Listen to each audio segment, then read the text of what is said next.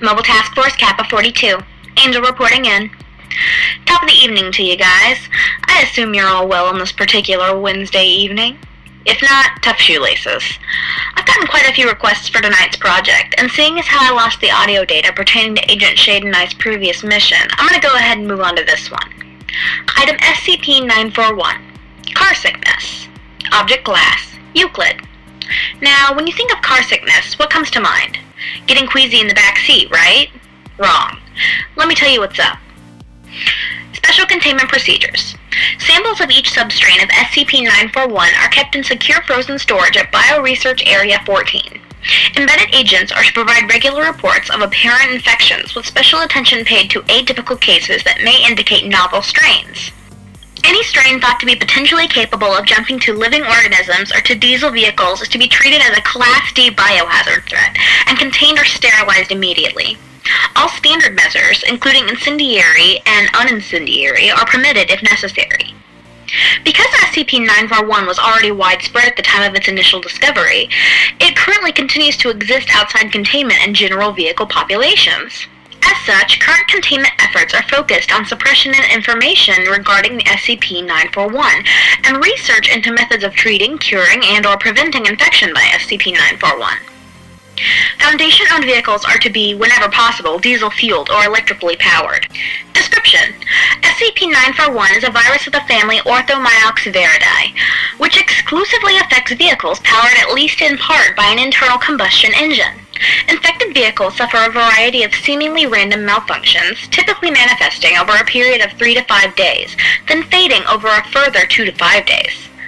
Once a case of SCP-941 has run its course, the vehicle will display no further symptoms unless it is later reinfected. The mechanism by which SCP-941 causes these malfunctions is still undetermined.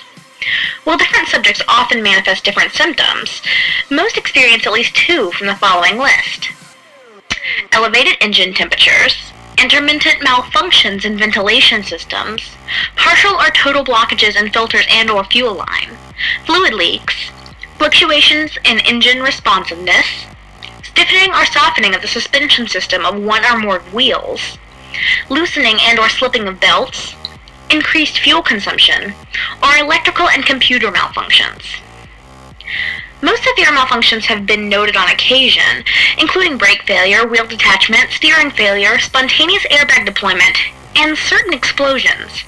These occur very rarely, in less than 10% of cases. If a vehicle has existing damage, defect, or other trouble in a particular part or system, that part or system will be especially prone to the involvement of SCP-941 symptoms. Vehicles affected by SCP-941 are contagious for the entire duration of the infection.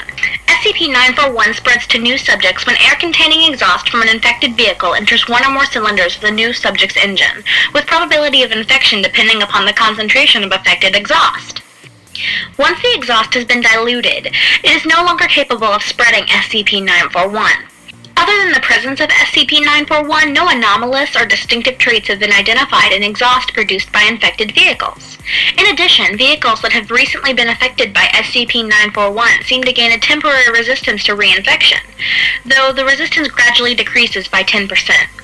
SCP-941 currently appears unable to infect vehicles without a 4-stroke gasoline-fueled internal combustion engine.